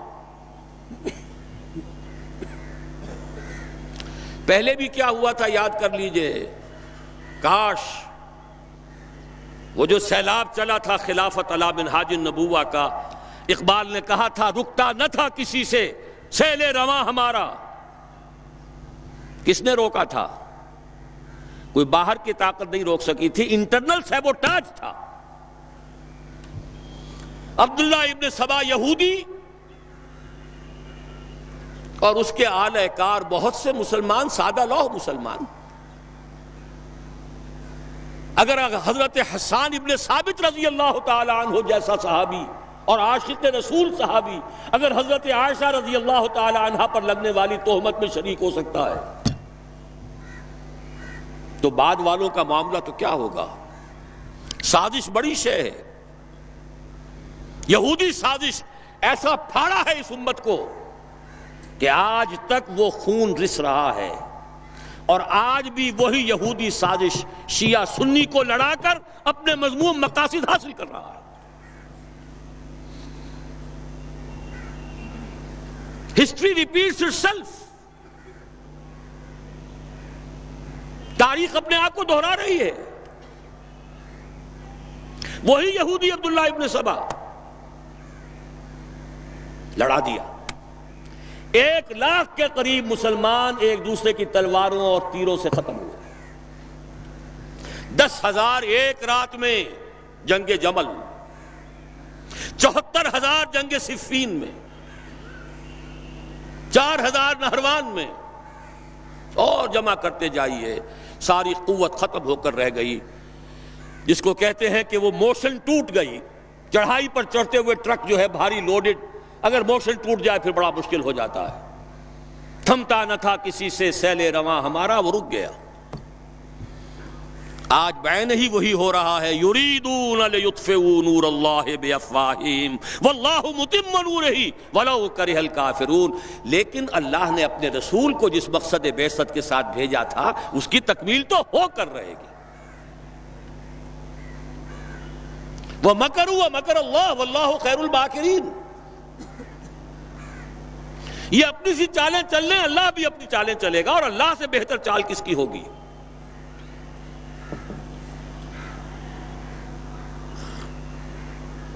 کیا خوب کہا اقبال نے، دنیا کو ہے پھر مار کا روح و بدن پیش،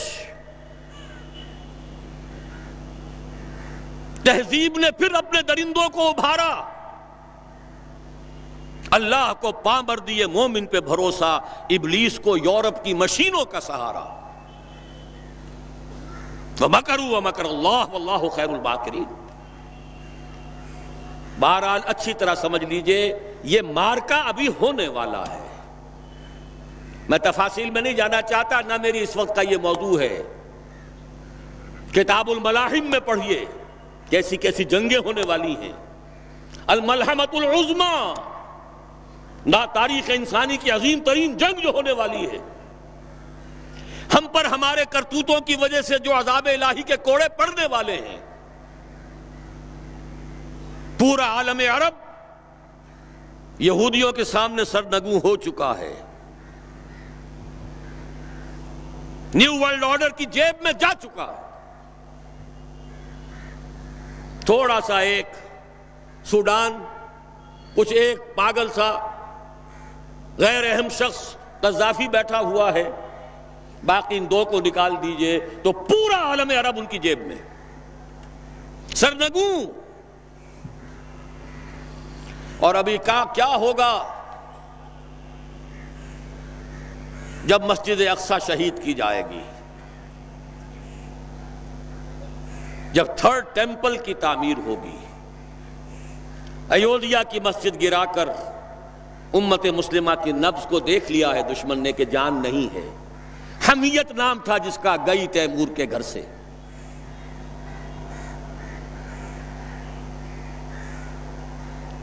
یہ بہت دور کی باتیں نہیں ہیں، بہت قریب آنے والے واقعات ہیں، لیکن اس وقت میں ان کے بارے میں کچھ عرض نہیں کرنا چاہتا۔ یہ سب کچھ ہوگا۔ آخر صحابہ کے ساتھ بھی پہلے ہی دن اللہ کی نصرت نہیں آ گئی تھی، خوب اللہ نے انہیں ٹھوک بجا کر دیکھا۔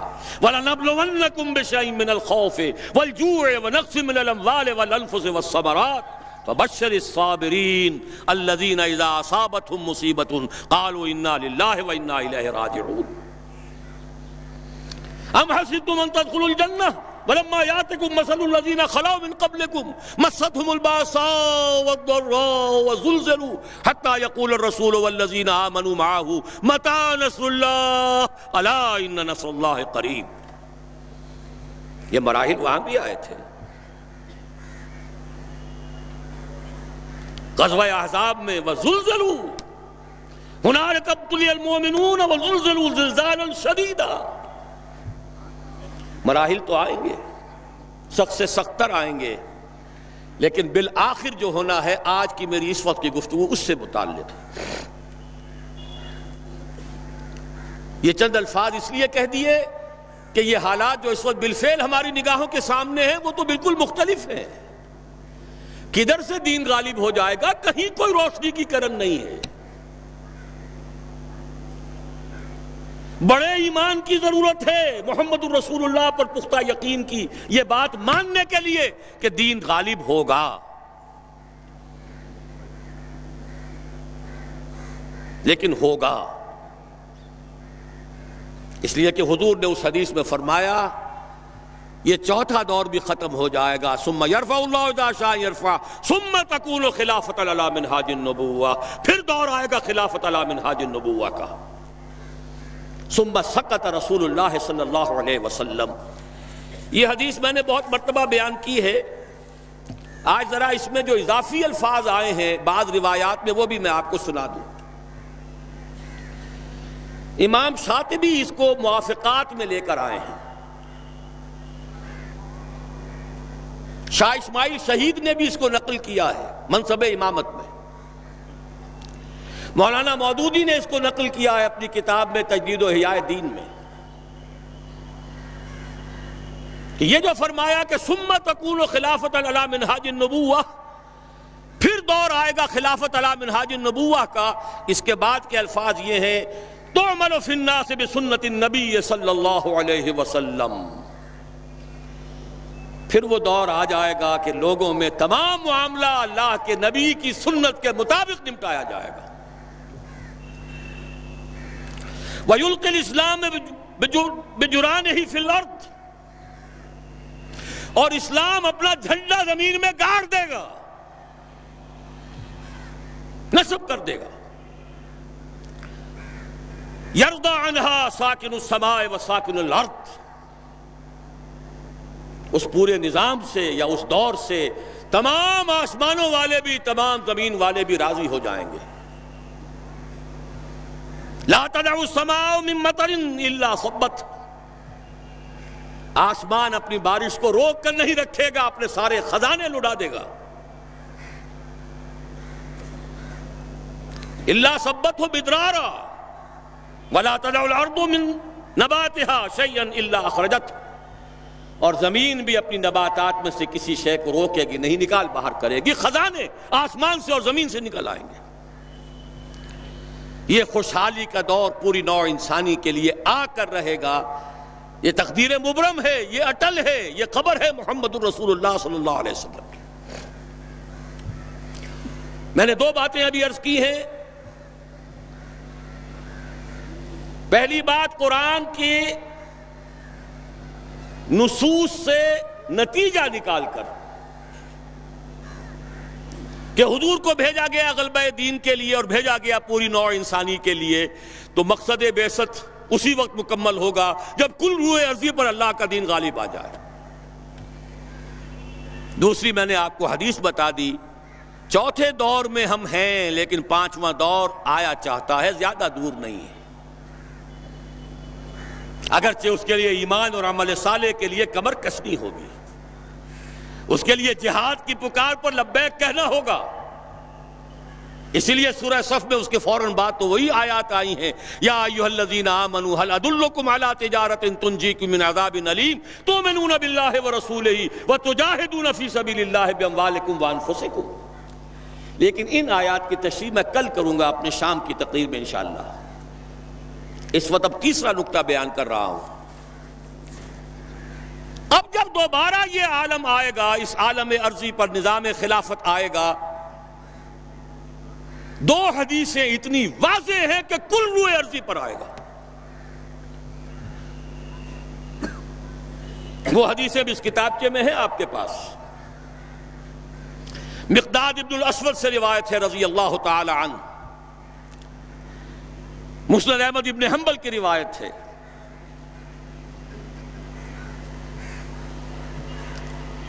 حضور صلی اللہ علیہ وسلم نے فرمایا،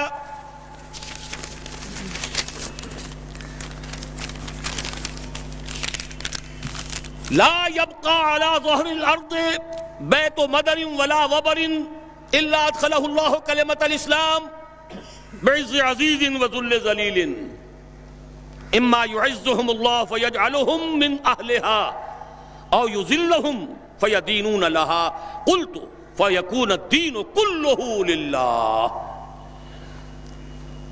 مقداد ابن اسود فرماتے ہیں رضی اللہ تعالی عنہ کہ حضور نے ارشاد فرمایا، زمین پر نہ کوئی اینٹ اور گارے کا بنا ہوا گھر بچے گا، نہ کوئی خیمہ رہے گا، اونٹ کے بالوں کے بنے ہوئے کمبلوں کا خیمہ، جس میں کہ اللہ تعالیٰ اپنے دین کے کلمے کو داخل نہ کر دے۔ ہر گھر میں، ہر خیمے میں اللہ کا دین داخل ہو جائے گا۔ لیکن یہ اچھی طرح سمجھ لیجئے، میری کل کی گفتگو میں اس کی تھوڑی سی وضاحت آئے گی کہ دین کے داخلے کا کیا مطلب ہے۔ جزیرہ نما عرب میں بھی جب دین غالب ہوا ہے تو کیا تمام عیسائیوں کو جبراً مسلمان بنا لیا گیا؟ جب خلافت راشدہ کا دور آیا ہے تو کیا تمام مجوسیوں کو اور تمام اور لوگوں کو جبراً مسلمان بنا لیا گیا؟ نہیں۔ جس کی قسمت میں تھا، سعادت تھی، وہ اسلام لے آئے، جو نہیں وہ ذمہ ہوئے۔ یؤتوا الجزیۃ عن ید وہم صاغرون، چھوٹے ہو کر رہو، اپنے ہاتھوں جزیہ پیش کرو، اسلام کی بالادستی کو قبول کرو، تو تم یہودی ہو کر رہ سکتے ہو، نصرانی ہو کر رہ سکتے ہو، مجوسی ہو کر رہ سکتے ہو، ہندو ہو کر رہ سکتے ہو، جو چاہو رہو۔ بالکل وہی بات اس حدیث میں آئی ہے۔ گھر کوئی نہیں بچے گا جس میں کلمہ اسلام داخل نہ ہو جائے، لیکن وہ داخلہ دو شکلوں میں ہوگا، بعز عزیز و ذل ذلیل، عزت والے کے اعزاز کے ساتھ یا کمزور کی مغلوبیت کے ساتھ۔ یا تو گھر والا اور خیمے والا خود اسلام لے آئے گا تو اسے بھی عزت نصیب ہو گئی، وَلِلَّهِ الْعِزَّةُ وَلِرَسُولِهِ وَلِلْمُؤْمِنِينَ وَلَكِنَّ الْمُنَافِقِينَ لَا يَفْقَهُونَ۔ عزت تو اللہ کے لیے ہے، اس کے رسول کے لیے ہے، اہل ایمان کے لیے ہے، اسے بھی عزت نصیب ہو گئی۔ اور نہیں تو یؤتوا الجزیۃ عن ید وہم صاغرون، تم چاہے مسلمان نہ ہو، اسلام تمہارے اوپر رہے گا، تمہیں نیچے ہونا پڑے گا، نیچے ہو کر ہندو رہو، سکھ رہو، پارسی رہو، عیسائی رہو، یہودی رہو، جزیہ دو، چھوٹے بنو۔ بعز عزیز و ذل ذلیل، اس کی وضاحت بھی فرما دی۔ اما یعزهم اللہ فیجعلهم من اہلها، یا تو اللہ ان کا اعزاز فرمائے گا، انہیں اسلام والوں میں شامل کر دے گا، او یذلہم، یا انہیں مغلوب کر دے گا، فیدینون لها، تو اسے ان لوگوں کو اسلام کی اطاعت کرنی پڑے گی۔ اس پر حضرت مقداد فرماتے ہیں فقلت، پھر میں نے اپنے دل میں کہا، وَيَكُونَ الدِّينُ كُلُّهُ لِلَّهِ، تب وہ بات ہوگی جو سورہ انفال میں الفاظ آئے ہیں، وَقَاتِلُوهُمْ حَتَّى لَا تَكُونَ فِتْنَةٌ وَيَكُونَ الدِّينُ كُلُّهُ لِلَّهِ۔ وہ شان جو ہے ان الفاظ جو ہے، ان کے اس میں جو شان ہے وہ ظاہر ہوگی اس وقت۔ دوسری حدیث اس سے پہلے صفحے پر ہے، عن ثوبان رضی اللہ عنہ، عن ثوبان مولا رسول اللہ صلی اللہ علیہ وسلم۔ حضرت ثوبان یہ بھی حضور کے غلاموں میں سے تھے جنہیں حضور نے آزاد کر دیا تھا، مولا کہلاتے ہیں۔ اور یہ روایت صحیحین میں سے مسلم شریف کے اندر بھی موجود ہے، ترمذی، ابو داؤد، ابن ماجہ وغیرہ کے علاوہ صحیح مسلم میں۔ عن ثوبان رضی اللہ عنہ قال رسول اللہ صلی اللہ علیہ وسلم، ان اللہ زوالی الارض فرأیت مشارقها ومغاربها وان امتی سیبلغ ملکها ما زویلی منها۔ حضور نے فرمایا اللہ نے میرے لیے ساری زمین کو لپیٹ دیا یا سکیڑ دیا، تو میں نے اس کے سارے مشرق بھی دیکھ لیے، سارے مغرب بھی دیکھ لیے۔ And take it from me، جان لو میری امت کی حکومت ان تمام علاقوں پر قائم ہو کر رہے گی جو اللہ نے مجھے اس طرح زمین کو سکیڑ کر دکھا دیے تھے۔ کوئی شک ہے؟ شک کا شائبہ بھی ہے تو ایمان کی کمزوری ہے۔ یہ قول رسول ہے، وہو الصادق المصدوق، وہ سچے ہیں اور ان کی سچائی پر تو اللہ گواہ ہے۔ لقد صدق اللہ رسولہ الرؤیا بالحق لتدخلن المسجد الحرام ان شاء اللہ آمنین محلقین رؤوسکم۔ کچھ اشتباہ سا ہو گیا تھا کہ شاید حضور کا خواب درست نہ تھا، نہیں، نبی کا خواب غلط نہیں، نبی کا قول غلط نہیں ہو سکتا، ہو کر رہا ہے۔ تو قرآن سے منطقی طور پر ثابت، پوری دنیا میں اللہ کے دین کا غلبہ ہو کر رہے گا۔ احادیث سے تفصیلاً ثابت، صراحتاً ثابت، اسے نظام خلافت علی منہاج النبوہ کہیے، اسے نظام دین کا غلبہ کہیے، اسے اللہ کی حکومت کہیے، قائم ہو کر رہے گی اس دنیا کے خاتمے سے قبل۔ اب میری اس وقت کی گفتگو کا چوتھا اور آخری نقطہ ہے، وہ نقطہ یہ ہے، منطقی طور پر بھی یہی بات نظر آتی ہے اور روایتاً بھی یہی ثابت ہے۔ کوئی نظام اگر عالمی سطح پر آتا ہے یا آنے کا امکان ہے تو اس کی ترتیب اور تدریج یہی ہوگی کہ پہلے کسی ایک ملک میں آئے اور پھر پھیلے. منطق بھی یہی کہتی ہے، تاریخ بھی یہی بتاتی ہے. فرانس کا انقلاب فرانس میں آیا، پھر پھیل گیا پوری دنیا میں. اشتراکی انقلاب روس میں آیا، لیٹن امریکہ تک پہنچ گیا. سب سے بڑھ کر محمد عربی صلی اللہ علیہ وسلم کا انقلاب جزیرہ نماء عرب میں آیا اور پھر پھیلا دائیں بائیں، مشرق مغرب شمال. منطقی طور پر بھی یہی ممکن ہے. اور اس کو اگر کانورس لے لیجئے، اس کا ضد لے لیجئے، اگر پوری دنیا میں بیک وقت اس کا قیام ممکن ہوتا تو حضور کے ہاتھوں ہو جاتا. افضل البشر ہیں کہ نہیں؟ سید الانبیاء اور رسل ہیں کہ نہیں؟ سید الاولین والآخرین ہیں کہ نہیں؟ خاتم النبیین ہیں کہ نہیں؟ اگر یہ ہو سکتا ہوتا تو حضور کے ہاتھ ہو جاتا. وہاں بھی یہی ہوا. 23 برس کی محنت شاقہ سے جزیرہ نماء عرب میں وہ نظام قائم ہو گیا. اب دائیں بھی پھیلا، عراق سے ہوتے ہوئے ایران، اور ایران سے ہوتے ہوئے ماوراء النہر، اور وہاں سے ہوتے ہوئے ہندوستان آیا. مغرب میں نکلا، شام سے ہوتے ہوئے، اور پھر مصر، اور مصر سے لیبیا، اور لیبیا سے الجزائر، چلتے جائیے. شمال میں کوکیشیا ماؤنٹینز. یہی تدریج ہو سکتی ہے نا، اب بھی یہی ہوگی. لیکن سوال یہ ہے کہ کیا کوئی انڈیکیشن ہے، کوئی اشارات ہیں، کوئی صراحت ہے کہ یہ کہاں سے ہوگا؟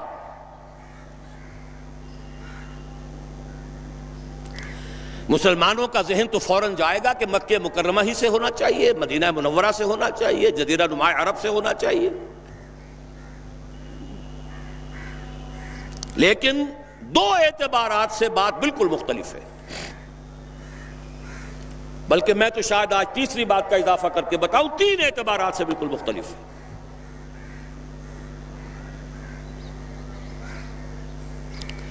پہلی بات ہے پچھلے 400 برس کی تاریخ. ختم نبوت کے بعد اہم ترین دینی منصب مجددین کا ہے. ان اللہ یبعث فی هذه الامت علی راس کل 100 عام من یجدد لها دینها. اللہ تعالیٰ اس امت میں ہر صدی کے سرے پر ایسے لوگوں کو اٹھاتا رہے گا جو اس کے دین کو تازہ کر دیں گے. سنن ابی داؤد کی روایت ہے، مجددین کا سارا تصور. اب نوٹ کیجئے کہ 1000 برس تک سارے مجددین عالم عرب میں آئے. عمر بن عبدالعزیز سے شروع ہو جائیے، عمر بن عبدالعزیز ہے، اور پھر امام ابو حنیفہ ہیں، امام شافعی ہیں، امام مالک ہیں، امام احمد ابن حنبل ہیں، غزالی ہیں، ابن تیمیہ ہیں، شیخ عبد القادر جیلانی، گنتے جائیے سب کے سب کہاں. اور جیسے ہی 1000 برس ختم ہوئے، الف ثانی شروع ہوا، دوسرا 1000 سال امت کی تاریخ کا. مرکز ثقل جو ہے اس امت کا ہندوستان کو منتقل کر دیا گیا.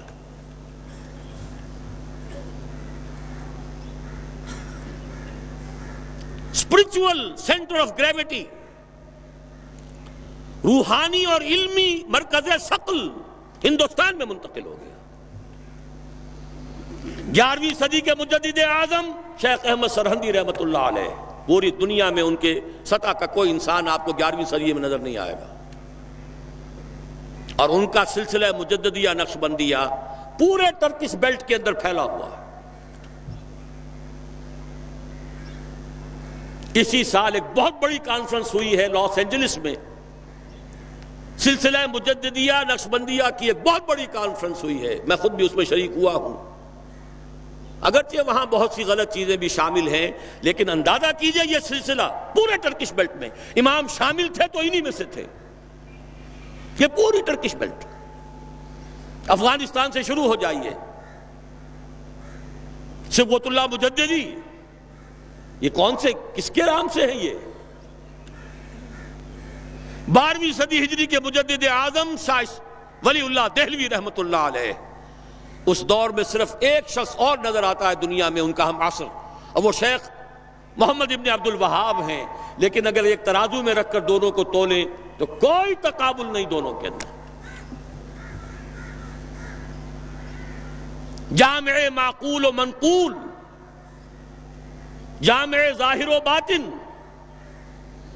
چاروں ڈائمنشنز کے حوالے سے جامع ترین شخصیت شاہ ولی اللہ دہلوی کی ہے رحمت اللہ علیہ. 13ویں صدی ہجری میں جہاد بہت سے ہوئے ہیں. سنوسی نے بھی جہاد کیا ہے، مہدی سوڈانی نے بھی کیا ہے، لیکن سب سے عظیم جہاد سید احمد بریلوی اور شاہ اسماعیل شہید رحمہ اللہ، وہ کہاں ہوا؟ ہندوستان. 14ویں صدی میں یوں تو ہمارے ہاں بہت سے لوگوں نے اپنے اپنے مجدد جو ہے منتخب کر لیے ہیں. تھانوی حضرات کے نزدیک مولانا اشرف علی تھانوی رحمت اللہ علیہ نصر مجدد جامع المجددین ہے. بریلوی حضرات کے نزدیک شاہ احمد رضا خان بریلوی، وہ بہت بڑے مجدد ہیں، وغیرہ وغیرہ. لیکن میرا اپنا ایک تجزیہ ہے، میں نے اپنی پوری کتاب میں بھی واضح کر چکا ہوں.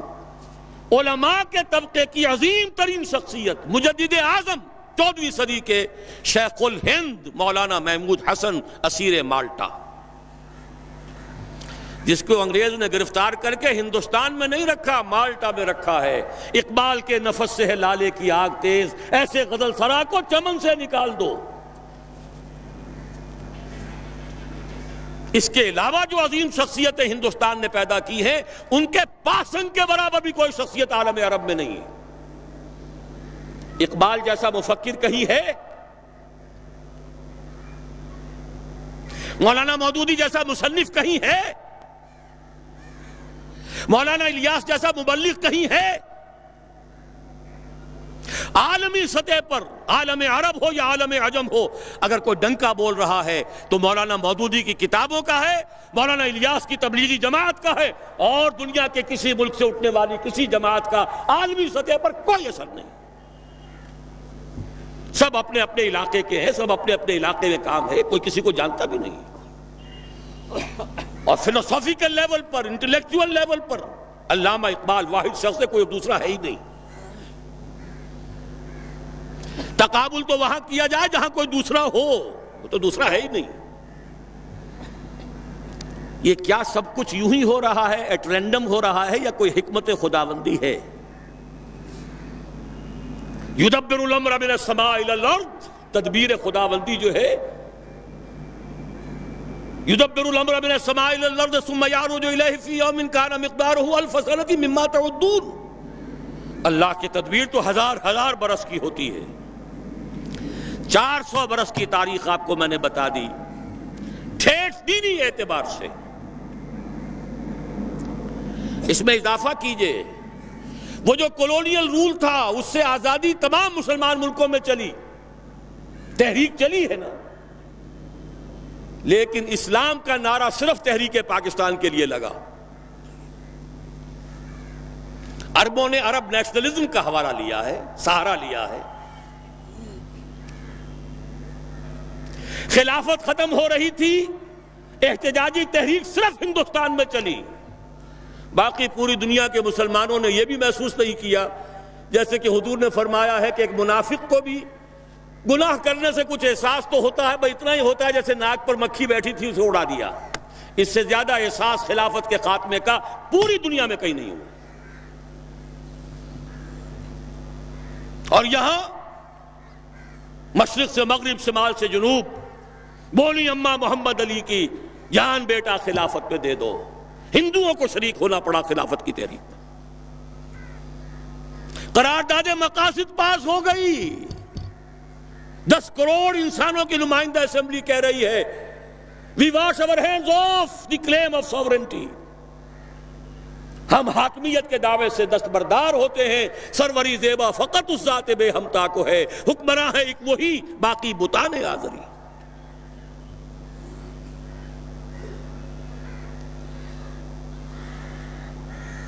اس سے اگلا معجزہ، تمام فرقوں کے 31 سربراہوردہ علماء نے دستور کے 22 نکات دے دیے متفق علیہ۔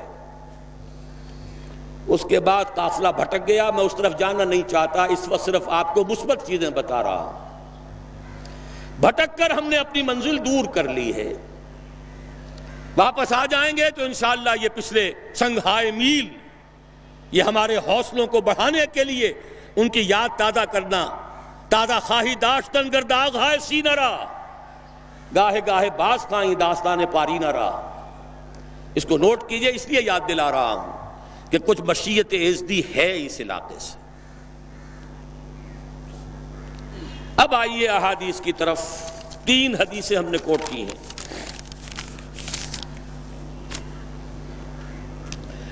عن عبداللہ ابن الحارث رضی اللہ عنہ،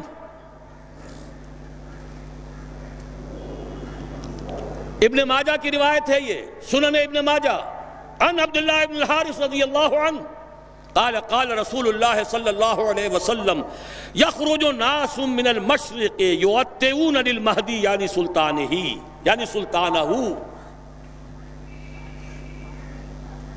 مشرق کی طرف سے لوگ نکلیں گے جو منزل پر منزل کرتے ہوئے آئیں گے، وطا پاؤں تلے روندنا، مہدی کے لیے یعنی اس کی حکومت قائم کرنے کے لیے۔ مہدی کا ظہور جو بھی ہمارے پاس روایات ہیں وہ یہی ہے کہ ان کا ظہور تو عالم عرب ہی میں ہوگا، مکے ہی میں،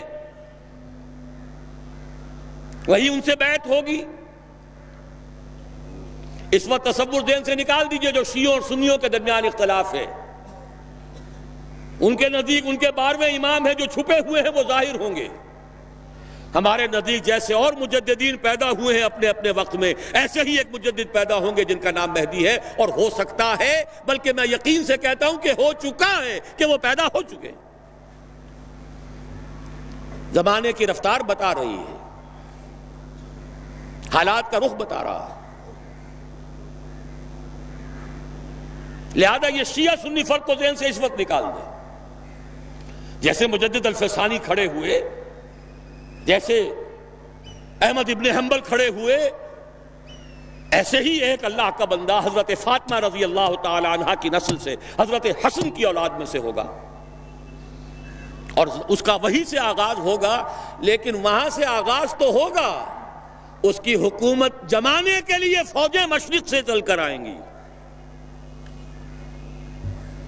معلوم ہوا کہ مشرق کے علاقے میں کہیں یہ کام پہلے ہو چکا ہوگا، اسلامی حکومت اور خلافت قائم ہو چکی ہوگی، وہاں سے فوجیں آئیں گی جو مدد کریں گی حضرت مہدی کی، یؤتئون للمہدی یعنی سلطانہ، جمائیں گی اس کی حکومت کو۔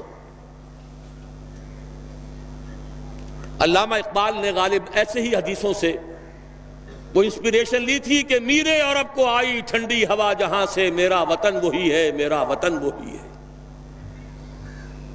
حضور صلی اللہ علیہ وسلم کو ٹھنڈی ہوا آئی تھی۔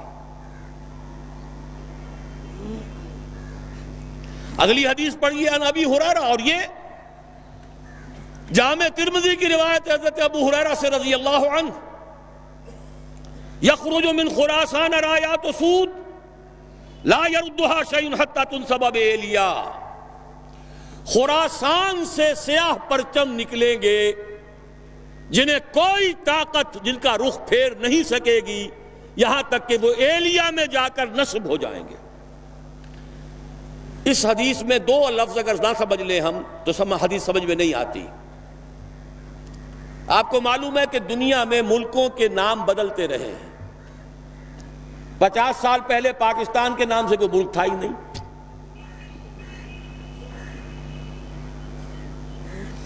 حضور کے زمانے میں خراسان ایک بہت بڑا ملک تھا، اور آج کے افغانستان کا تقریباً 2/3 سب سے نچلا جو اس کا ریگستانی سا علاقہ ہے سیستان کہلاتا تھا، اس سے اوپر جو ہے خراسان تھا۔ پاکستان کا بھی ملحقہ علاقہ اس میں شامل تھا۔ یہ واخان کی پٹی جو آپ نے کبھی پڑھی ہوگی، اور جبکہ ابھی افغانستان میں جنگ ہو رہی تھی، روسی آ گئے تھے، ایک بڑی باریک سی پٹی آتی ہے افغانستان سے، جیسے کسی برتن کا ہینڈل ہو، کسی فرائی پین کا ہینڈل چلا رہا ہے، وہ واخان۔ اس کتابوں میں لکھا ہے کہ یہ خراسان کی مشرقی سرحد تھی۔ اس کے نیچے کا سارا علاقہ، یہ باجوڑ، دیر، یہ سارا، پھر اس کے بعد کوہستانی علاقہ، یہ وہ علاقہ ہے جہاں جہاد سید احمد بریلوی رحمت اللہ علیہ کا ہوا ہے۔ خراسان میں اس کے علاوہ تھوڑا سا علاقہ ایران کا شامل ہے، وہ اب بھی خراسان کہلاتا ہے، چھوٹا سا صوبہ ہے۔ اور ایک پھر ماوراء النہر کا یہ علاقہ جو ابھی آزاد ہوا ہے روس کے تسلط سے، یہ بھی اس میں شامل تھا۔ یہ پورا ایک ملک کہلاتا تھا خراسان۔ اس سے ادھر کا جو ایران آج کا ہے وہ اصفہان کہلاتا تھا۔ اس خراسان کے علاقے سے فرمایا حضور نے کہ فوجیں نکلیں گی سیاہ علم لے کر، سیاہ پرچم لے کر۔ ایلیا حضور کے زمانے میں نام تھا یروشلم کا۔ یروشلم کو سن 70 عیسوی میں جب تباہ و برباد کیا ہے ٹائٹس رومی نے، بالکل تباہ و برباد کر دیا، اس کو پھر اجاڑ دیا جیسے کبھی نیبوکڈنیزر نے اجاڑا تھا۔ اس کے بعد ایمپرر ہیڈریان تھا ایک رومن ایمپرر، اس نے دوبارہ آباد کر کے اس کا نام بھی رکھا ہے ایلیا۔ اب وہ یروشلم نہیں تھا، اور سن 70 عیسوی سے ان کا جو سیکنڈ ٹیمپل تھا وہ گرا پڑا ہوا، آج تک گرا پڑا ہے۔ ایلیا کہلاتا تھا۔ اس ایلیا کے بارے میں حضور نے خبر دی، اس حدیث سے معلوم ہوا کہ یہ مسلمانوں کے ہاتھوں سے نکل چکا ہوگا، لیکن ان کو لینے والے خراسان سے چل کر آئیں گے، کوئی اور ملک کے لوگ نہیں لے سکیں گے۔ نوٹ کیجئے ذرا حدیث کو۔ یہ ایلیا تاریخی اعتبار سے مسلمانوں کے ہاتھ سے 2 دفعہ نکلا ہے۔ پہلے عربوں کے ہاتھ سے نکلا، لیکن عرب واپس نہیں لے سکے۔ کس نے واپس لیا؟ صلاح الدین ایوبی کرد، خراسانی نہیں تھے۔ گویا کہ وہ اس حدیث کا اطلاق اس پر نہیں ہوگا۔ اب دوبارہ ہاتھ سے نکلا ہے، صاف نظر آتا ہے کہ عربوں میں تو دم ہے ہی نہیں۔ تھوڑے سے دم خم کا امکان تھا عراق کا، اس کا جو بھرکس نکالا ہے، اگلا پچھلا کھایا پیا جیسا، اور دوسرا 3 ٹکڑوں میں تقسیم کیا ہے، اس کی اپنی حماقت بھی اس میں شامل ہے، عالمی سازش شامل ہے، سب کچھ ہے۔ یہ میرا اس وقت کا موضوع نہیں ہے۔ عالم عرب میں کوئی ملک ایسا نہیں ہے کہ جو چیلنج کر سکے۔ خراسان کے علاقے سے فوجیں جائیں گی جو ایلیا کو دوبارہ حاصل کریں گی۔ یخرجو من خراسان رایات سود فلا یردھا شیء، کوئی شے ان کا رخ نہیں پھیر سکے گی حتی تنصب ایلیا، یہاں تک کہ وہ رایات سود جو ہیں وہ سیاہ جھنڈے ایلیا میں جا کر نصب ہو جائیں۔ یہ 2 حدیثیں قطع الدلالت ہیں اس پر کہ یہ علاقہ ہندوستان اور افغانستان، پاکستان اور افغانستان کا علاقہ مشیت ایزدی کو خاص منسلک ہے اس علاقے کے ساتھ۔ یہی وجہ ہے کہ پاکستان بنا تو لا الہ الا اللہ کے نعرے پر، قرارداد مقاصد پاس ہوئی تو پاکستان میں۔ اور یہ جو جہاد ہوا، میں تفصیل میں نہیں جانا چاہتا، اس میں جو غلطیاں ہم سے ہوئی ہیں، افغانستان میں جو بھی جانیں دی ہیں، بے شمار خون دیا ہے مسلمانوں نے پورے خلوص کے ساتھ، وہ بھی رنگ لائے گا۔ کچھ آثار بھی اب نظر آ رہے ہیں، صورتحال جو ہے بدلتی نظر آ رہی ہے۔ یہ صورتحال خود ادھر اشارے کر رہی ہے کہ یہاں سے کچھ ہونا ہے۔ اور میں جو تجزیہ کرتا ہوں وہ یہ ہے، فکری، علمی، روحانی اعتبار سے 400 سال کے تجدیدی کارنامے کا خلاصہ بر عظیم پاک و ہند کا پاکستان میں آ کر جمع ہوا، اور بازوئے شمشیر زن وہ اللہ نے افغانستان کی صورت میں عطا کیا۔ جو قوم 15 لاکھ سے زیادہ آدمی دے چکی ہو، اس قوم کو دنیا کی کوئی طاقت شکست نہیں دے سکتی۔ آپس کا اختلاف تھا جو روکے بیٹھا تھا، ایک فرد سے بیعت کر کے توڑ دی تھی، اس کی صدا پائی ہے۔ عبد الرسول سیاف سے بیعت کی اور بیعت کر کے توڑی، اس کی صدا مل رہی ہے۔ صحابہ کو بھی اللہ تعالیٰ نے صدا دی تھی، 35 تیر اندازوں نے حکم کی خلاف ورزی کی تھی، 70 شہید کر دیے۔ اللہ چاہتا تو کنڈون کر دیتا، معاف کر دیتا، لیکن نہیں، سبق سکھانا تھا۔ وَلَقَدْ صَدَقَكُمُ اللَّهُ وَعْدَهُ إِذْ تَحُسُّونَهُم بِإِذْنِهِ حَتَّىٰ إِذَا فَشِلْتُمْ وَتَنَازَعْتُمْ فِي الْأَمْرِ وَعَصَيْتُم مِّن بَعْدِ مَا أَرَاكُم مَّا تُحِبُّونَ۔ سزا دی ہے تاکہ آئندہ کے لیے سبق ہو۔ یہ سب کچھ ہوا ہے، لیکن انشاءاللہ اسی علاقے سے اسلام کا بول بالا ہوگا، یہیں سے شروع ہوگا معاملہ۔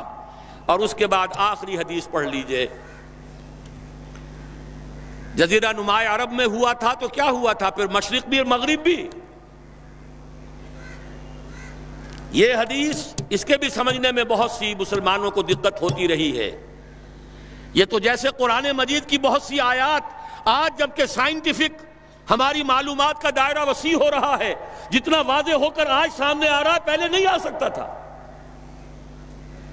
کل فی فلک یسبحون، یہ جتنا آج سمجھ میں آتا ہے پہلے نہیں سمجھ میں آ سکتا تھا۔ اسی طرح اس حدیث کو کیسے سمجھتے ہیں؟ ان ثوبان مولا رسول اللہ صلی اللہ علیہ وسلم، وہی ثوبان ہے رضی اللہ تعالی عنہ۔ قال قال رسول اللہ صلی اللہ علیہ وسلم عصابتان من امتی احرزهم اللہ من النار، عصابت تغزو الہند وعصابت تکون مع عیسی ابن مریم علیہم السلام۔ میری امت کے 2 لشکر ایسے ہوں گے جن کو اللہ نے آگ پر حرام کر دیا، جہنم ان سے دور بھاگے گی، جہنم ان کے قریب نہیں آ سکے گی۔ ایک وہ لشکر ہوگا جو ہند پر حملہ کرے گا، اور ایک وہ ہوگا جو عیسیٰ ابن مریم کے ساتھ جا کر دجال سے جنگ کرے گا۔ یہ دونوں لشکر ایک حدیث میں کیسے جمع ہو گئے؟ یہ محمد ابن قاسم کی بات نہیں ہو سکتی، یہ محمود غزنی کی بات نہیں ہو سکتی، ان 2 کا جمع ہونا ایک حدیث میں۔ معلوم ہوا اس علاقے میں وہ حکومت قائم ہوگی، پھر دائیں بائیں، پھر مشرق اور مغرب،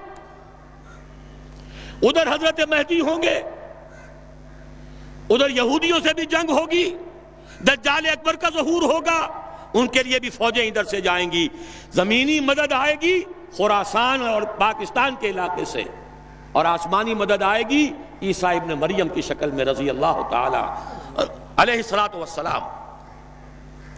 اور پھر ظاہر بات ہے اگر وہاں جا کر لڑیں گے تو ہند، اس کے بعد یہ پھیلے گا معاملہ، مشرق و مغرب کی طرف پھیلتا چلا جائے گا۔ لیکن یہ ساری باتیں جو میں نے آپ کو بتائیں، جو بڑی میٹھی ہیں، بڑی لذیذ ہیں، دل خوش کن ہیں، دل کو بھانے والی ہیں، لیکن ان کے ساتھ کڑواہٹ بھی ہے۔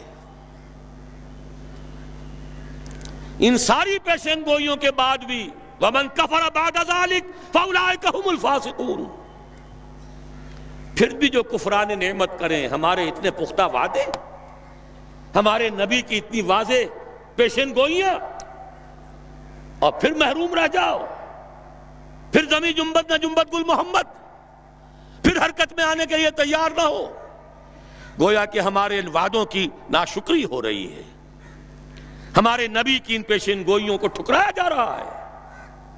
فَأُولَٰئِكَ هُمُ الْفَاسِقُونَ، وہ تو پھر بہت ہی ناہنجار ہیں، اس ناہنجاری کی سزا ہمیں مل رہی ہے۔